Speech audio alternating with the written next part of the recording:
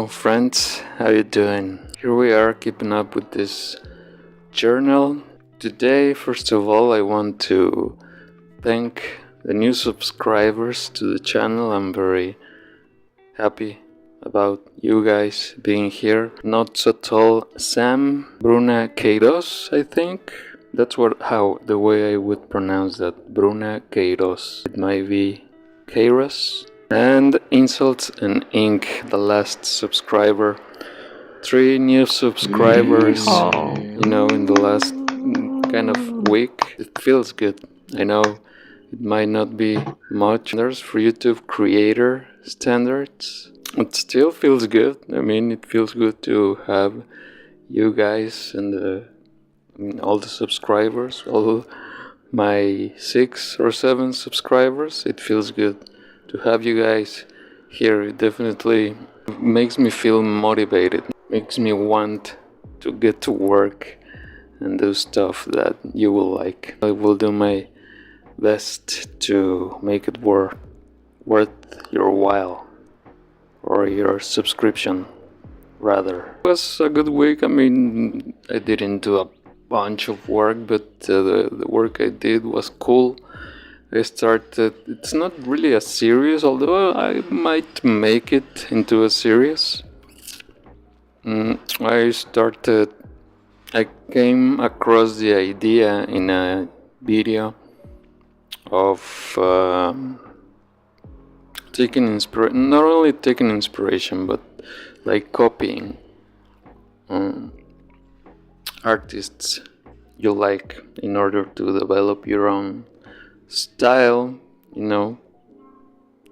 kind of leaning in the direction of the artists that you like. I did 2 videos, 2 shorts about that, in that format, and in one I took a piece by Akira Toriyama, the creator of Dragon Ball, and for the other one I took a piece, a work by Mike Mignola, who is very known for his Hellboy run from the Dragon Ball Z one, which was a kind of Goku and Gohan riding like a robot, a combination of a robot and a bike. It's like a bike, but it has robot legs instead of wheels. One of the things I like is the volume he gives,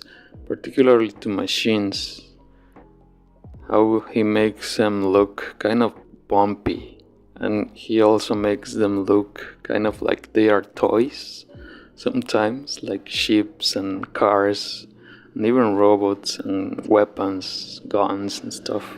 So, and the legs, the feet, the robot's feet were like that, like very bumpy. Grabbed my attention, and I kind of outlined it.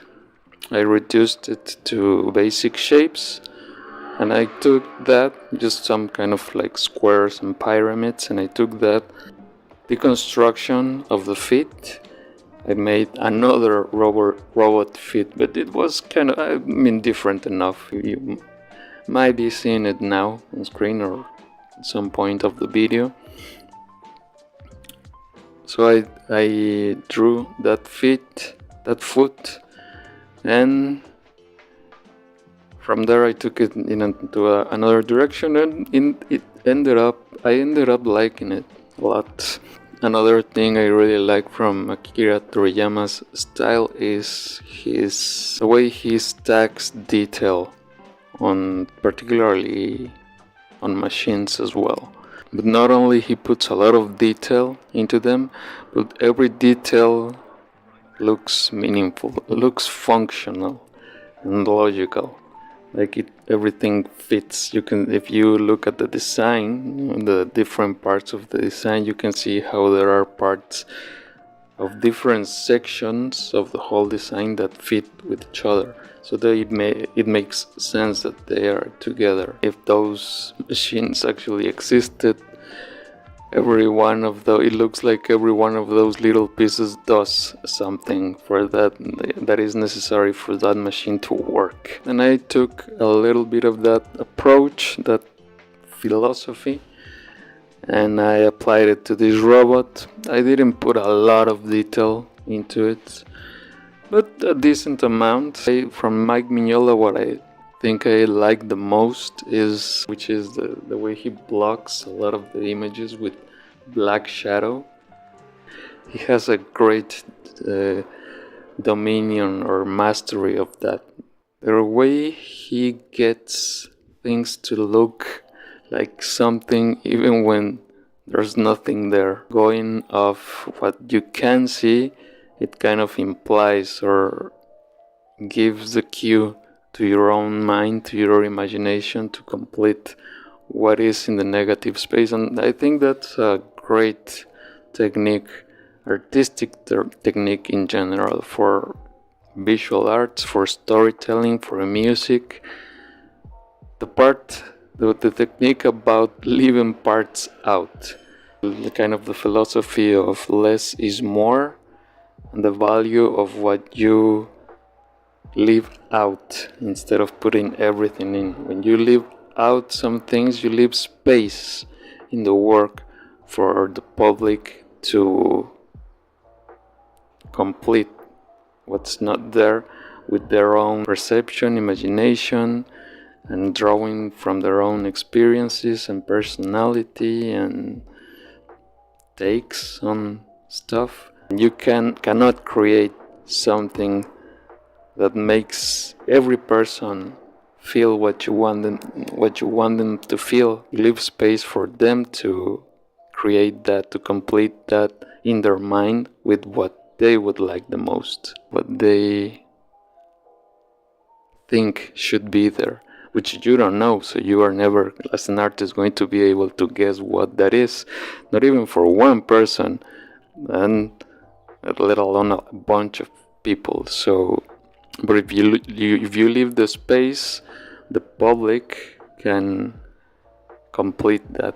And it's not even voluntary, it's something the brain, I think, does automatically. And that's great for art in general. I feel like not a lot of artists use that a lot, that element. And well, Mike Mignola, I think it's a great example of someone who does know how to use that very well in the visual context. Took this image and just took the face, and from there, it's actually just a face, the image I went from.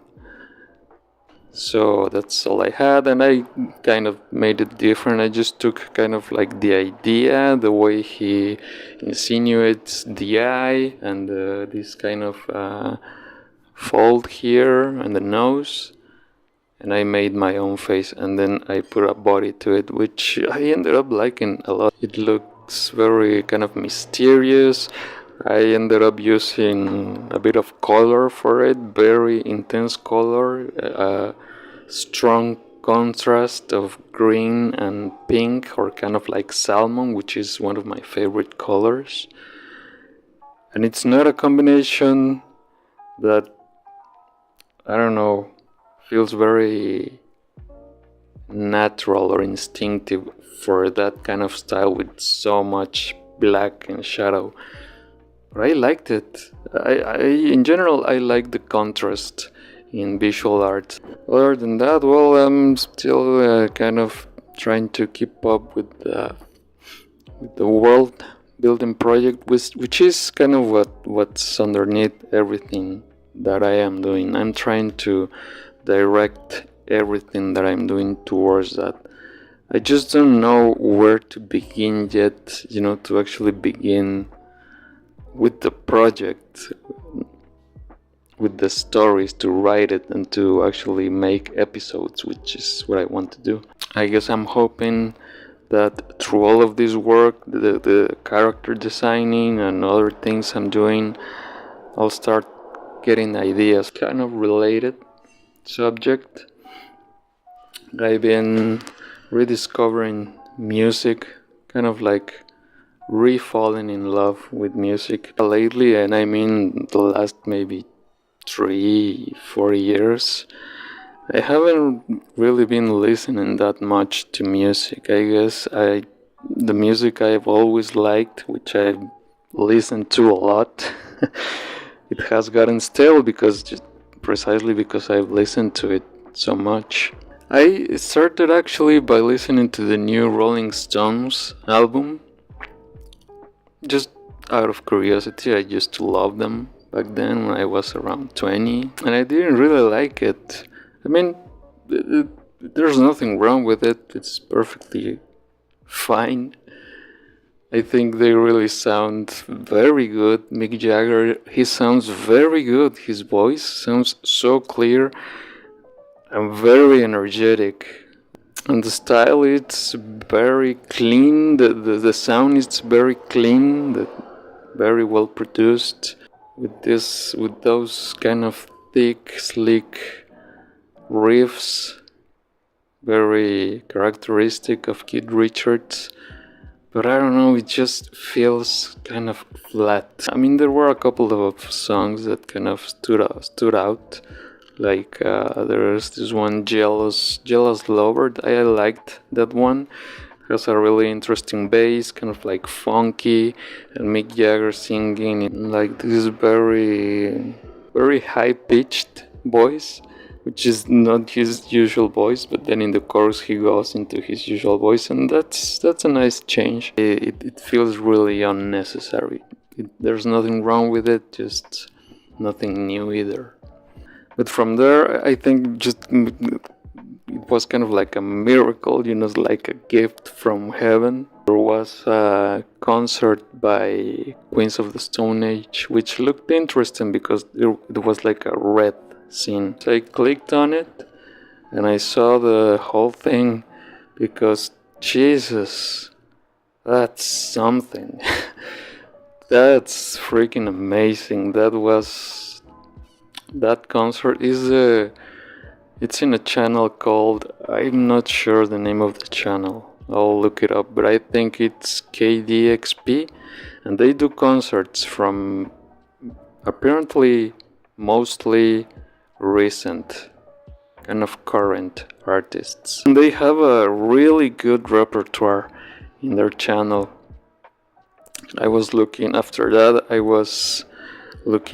the All Them Witches performance, which I had heard of that band, but I hadn't heard their music until then, and it was very interesting. I liked it a lot.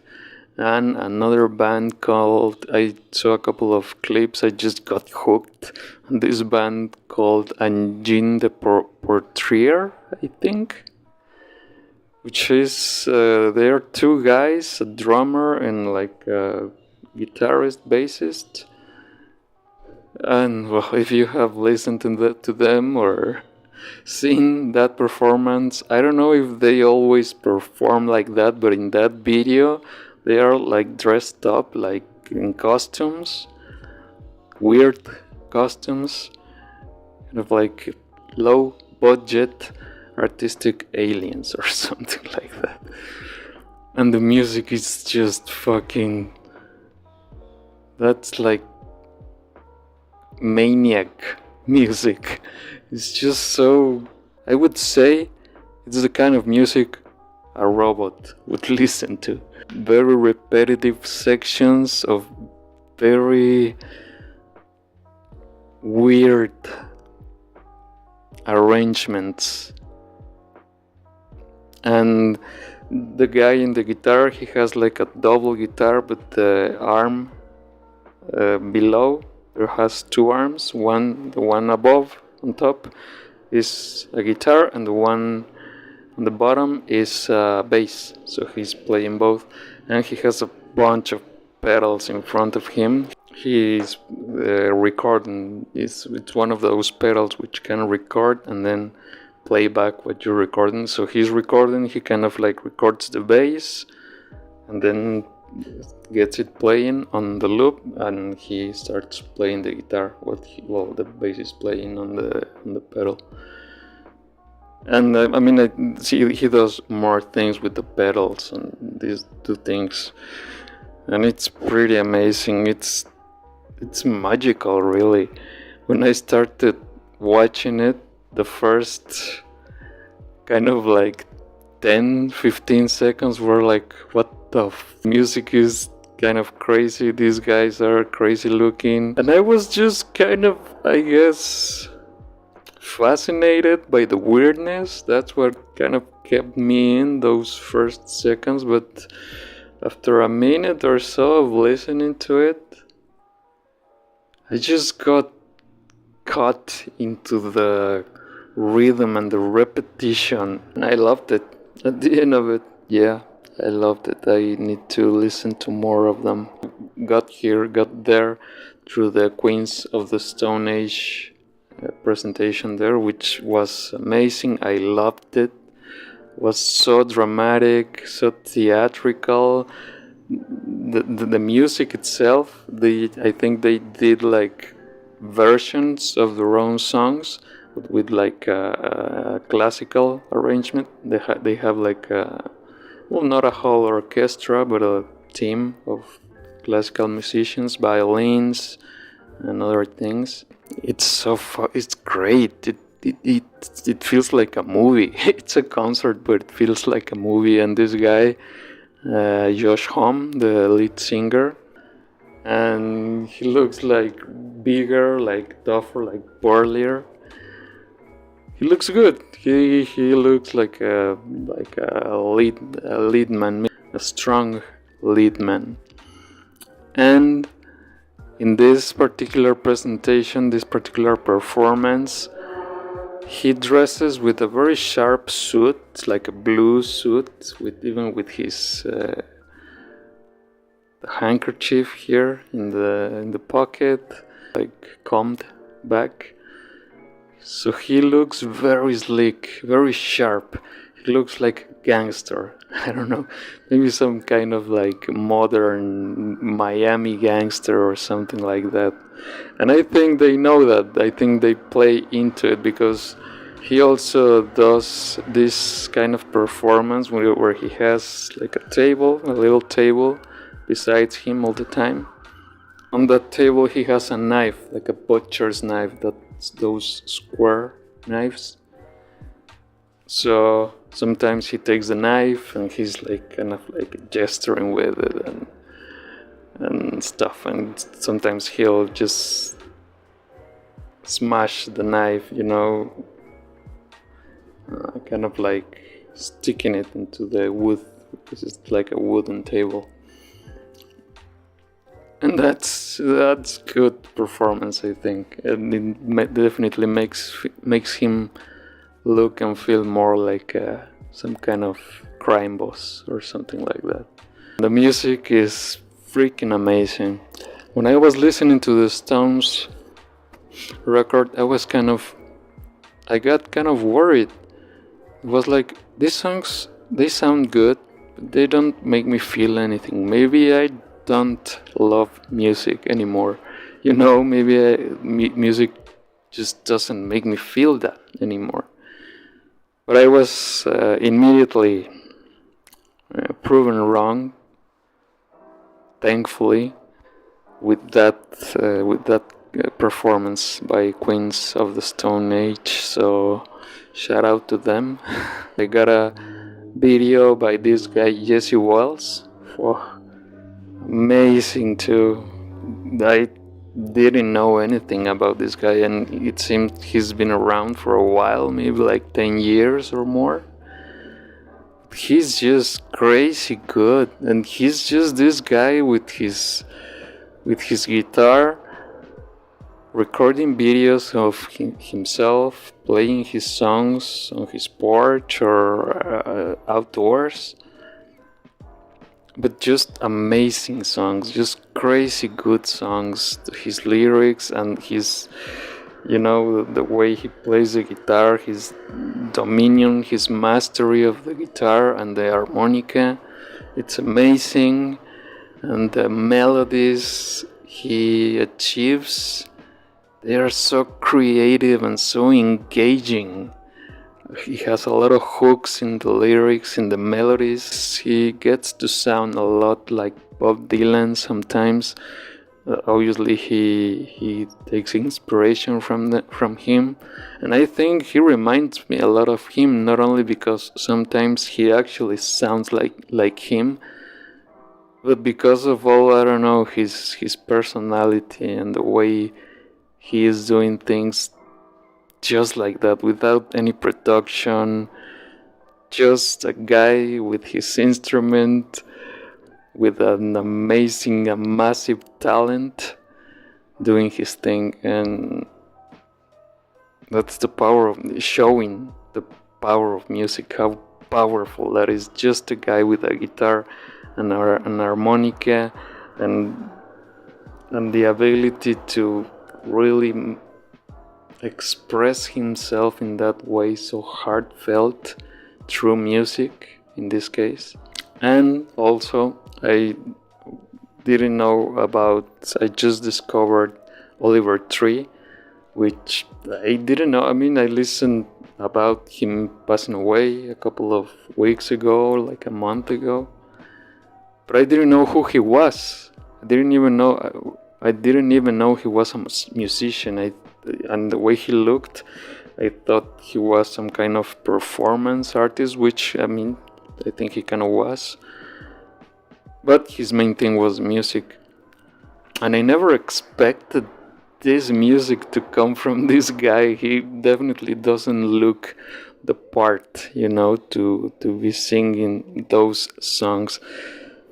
Also very heartfelt, very moving, very vulnerable, but very stylish at the same time, very bright. That was a very good week for discovering new music and rediscovering my love for music, which also kind of plays into my whole world building thing, because I want music to be a part of it, but also my own music. And through all of this, through all this kind of renaissance for me, musical, it led me to play guitar again, which I hadn't done in a long time. I mean, I have my guitar, I used to play it a lot. It's been a very long time, more than 4 or 5 years since I mean, maybe I play it like twice a year or something like that. After listening to all these guys, it inspired me, and I started playing again, just playing some exercises to kind of regain, the ability, the skill to warm my hand. What I always liked the most about playing guitar was just jamming with someone else, or putting like a background track and play to that, improvising that, and writing songs. That it just kind of comes natural, writing songs. Just when I'm practicing, sometimes I'll get bored of practicing the same scales over and over, and then I start just playing, fooling around, and while I'm doing that, something comes up that sounds good, and I start repeating it, and then I add something more, and slowly it just kind of like naturally turns into a melody or something, like a bass for something. So that's what happened this time too. I've been practicing, but I little by little I started just naturally veering into making a song, and I didn't fight it. I started recording, and I'm in the middle of that. I always was under the idea that it was very difficult to make music, that you needed to be very good technically to actually have success as a musician. And it was very difficult, very hard, and that besides being too good, you needed to be very lucky and have connections. It was just pretty much impossible to do. And back then, well, we didn't have any option, any way to really record ourselves. I mean, there was, but it wasn't really available to most people, and even less so to broadcast yourself. So, and even with that, I never really thought it would be possible to do like what this guy Jesse Walls is doing, to just pick your guitar, maybe get a nice microphone and just record your music just like that. You don't need a studio, you don't need a sound engineer. Music is just music that comes out of the instrument. But I always bought that version that you needed to have more and do more and be more ready to do it, and it was very difficult and expensive, and you need equipment and all this shit. And it's stupid that you need to wait until, or at least I need to wait until I see someone else do something to give me the confidence to do it myself. I had thought about doing something, very with very little production before, like that, just taking the guitar and recording as best I can and uploading that. But I never really saw much people doing it. I bet there are, and there have been for a while, but I never really saw it. And so I never really considered it to be an option. But well, now I do. I'm excited about that. So that's it for now. Thank you for joining me, and keep an eye out for more content of all kinds in the channel. Thank you again, guys, for subscribing. I'm very happy to have you here, and see you later.